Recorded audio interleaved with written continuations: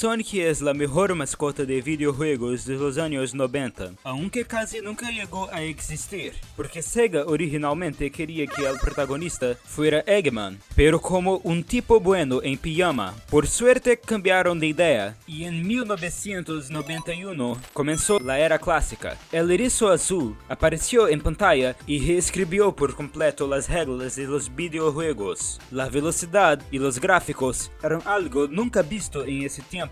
Sonic atravesaba Green Hill a una velocidad que hacía sufrir a los televisores. La genialidad estaba en su actitud. Tenía personalidad, eso lo era todo. Sega lo promocionó como la alternativa cool al plomero de Nintendo, y funcionó. Para 92, Sonic 2 se convirtió en el juego más vendido de la historia hasta aquel momento, con más de 6 millones de copias. El erizo azul realmente estaba superando a Mario. Los dibujos animados tenían millones de espectadores. Incluso Michael Jackson compuso música para Sonic 3. Era una revolución y puso a Sega en el mapa. Pero en los siguientes años, todo comenzó a derrumbarse.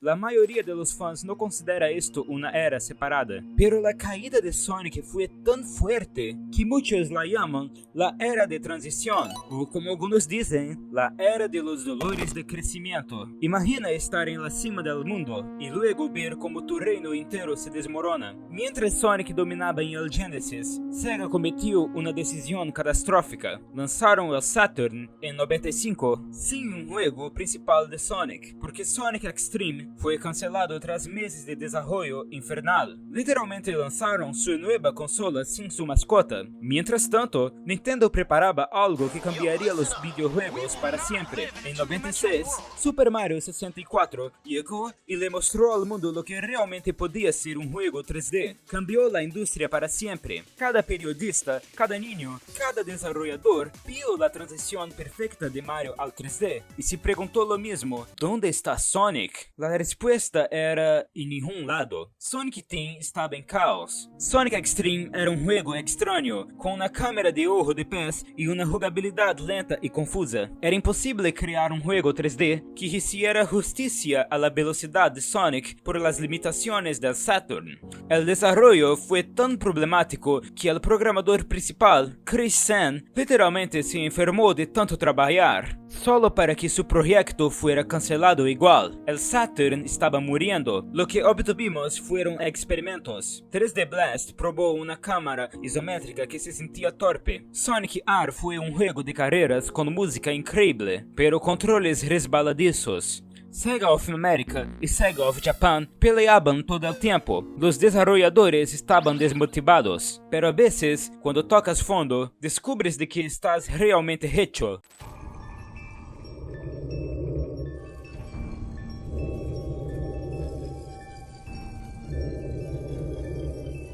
En 98, Sonic Team hizo algo que nadie esperaba. Reinventó toda la franquicia. Sonic Adventure en el Dreamcast fue una transición al 3D asombrosa y ambiciosa, más allá de lo imaginable. Múltiples personajes jugables con historias interconectadas, escenas completamente dobladas, nuevos diseños que simbolizaban una nueva era. Esto no trataba de copiar a Mario 64, era algo completamente distinto. Cuando los jugadores corrieron por Emerald Coast, supieron que Sonic había vuelto. Esta fue la era Adventure y nos dio la mejor narrativa de toda la saga. Tenía un peso emocional. El sacrificio de Shadow en Adventure 2, la forma en que las historias se entrelazaban, mostraba una ambición narrativa que Nintendo ni siquiera intentaba. Sonic Heroes fue colorido, creativo, aunque algo resbaladizo. La serie de Bounce en GBA demostró que el Sonic 2D aún tenía vida. Incluso el anime Sonic X expandía esta nueva era de historias a millones de fans, pero lo que los niños no notaban era que Sega estaba apurando los lanzamientos. Cada juego tenía menos tiempo de desarrollo que el anterior. El Dreamcast murió en 2001, convirtiendo a Sega en desarrolladora third party. Necesitaban sacar juegos de Sonic rápido y esa necesidad de velocidad, irónicamente, se convertiría en la caída del propio Sonic. Los fans la llaman la era oscura, algunos la aman, pero no se puede entender el viaje de Sonic sin enfrentar su punto más bajo.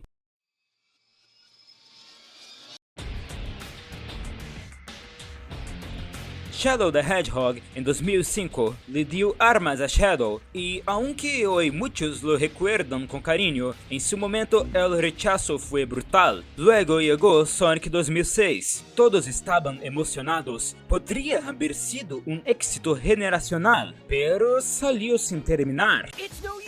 Ni siquiera necesito explicar todo lo que estaba mal. Pantallas de carga eternas, glitches, una historia confusa con romance humano. God, bro. Oh, hell no, man. What the fuck? Ya sabes de qué hablo. Y lo peor fue el momento en que salió, justo cuando internet empezaba a explotar, lo que amplificó las burlas y la vergüenza. Fue el punto de no retorno. Sonic se volvió un chiste ante el público general, y la franquicia, en cierto modo, aún no se ha recuperado del todo. Para colmo, hasta los lanzamientos secundarios, como el porte de Sonic 1 para GBA, eran terribles. Todos sentían que Sega solo sacaba juegos a medio hacer para ganar dinero. Pero aquí está lo extraño. Esta era también produjo parte del mejor contenido de Sonic. Las fases diurnas de Sonic Unleashed fueron las más rápidas y visualmente impresionantes que habíamos visto.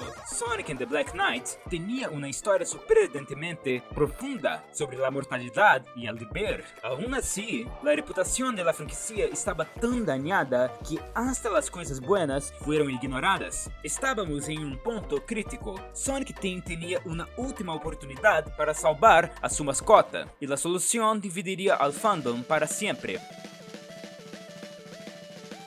Sonic Colors debía salvar a Sonic, y técnicamente lo hizo, pero ¿a qué precio? En 2010, Sonic Team tomó una decisión radical: eliminar todo lo complicado, sin múltiples personajes, sin historias densas, sin oscuridad. Colors tenía el tono de una caricatura de sábado por la mañana, la jugabilidad era sólida, los críticos lo amaron, los niños lo disfrutaron, pero algo se sentía raro.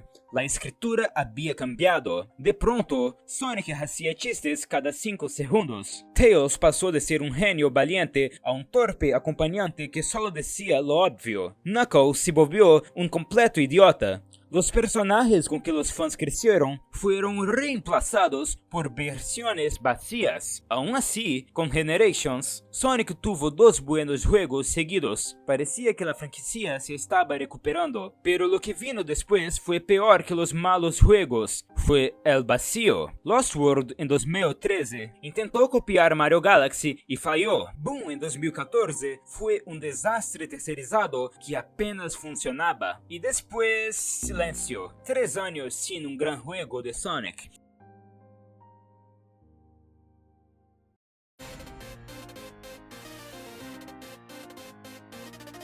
Forces finalmente llegó en 2017, prometiendo un regreso al tono oscuro, pero lo cumplió. Fue soso, corto y decepcionante. Si lo piensas, después de Generations, el único juego realmente bueno en toda la década fue Mania. Lo más preocupante era que Sonic ya no era odiado. La gente simplemente estaba empezando a ser indiferente. Y la indiferencia es peor que el odio, porque significa que la gente dejó de importarles. El erizo pudo haber desaparecido en la irrelevancia para siempre. Pero entonces, Sonic fue salvado por una película que estaba destinada a fracasar. Una película live action basada en un videojuego con un Sonic feo que todos se burlaron, lanzada en plena pandemia, debería haber sido el final de la franquicia. En cambio, marcó el inicio de una nueva y misteriosa era que aún vivimos hoy. La película de Sonic se convirtió en la película de videojuegos más taquillera de su tiempo. Jim Carrey recordó a todos porque es una leyenda, pero lo más importante, trató a Sonic con respeto. Fue una adaptación hecha con corazón. Con la secuela, todo cambió. Se enfocaron mucho más en adaptar los juegos.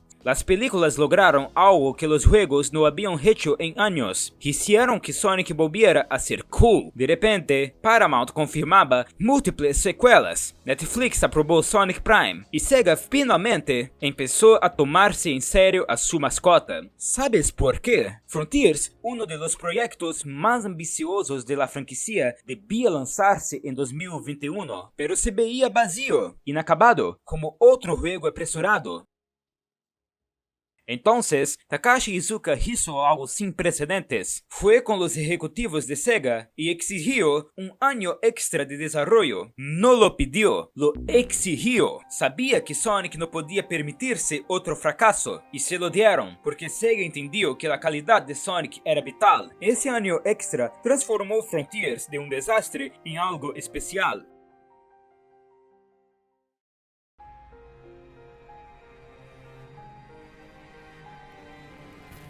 Find the Chaos Emeralds.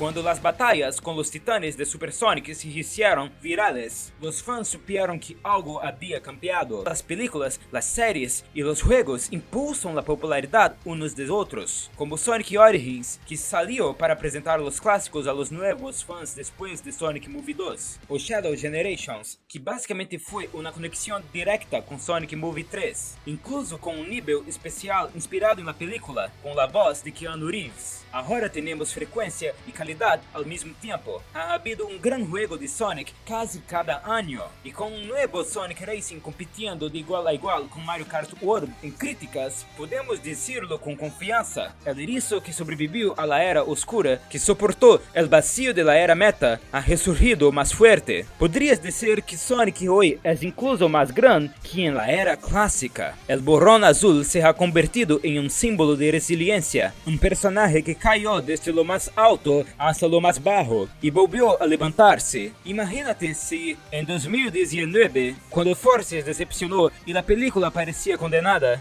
alguien te hubiera dicho que Sonic pronto tendría múltiples películas exitosas, juegos aclamados y más contenido que en toda la época del Genesis. Habrías pensado que estaba loco, pero eso es exactamente lo que pasó. Esta es la era del renacimiento y está apenas comenzando. Suscríbete ahora mismo para no perderte más noticias y análisis sobre la franquicia de Sonic, o puede que YouTube nunca te vuelva a recomendar este canal.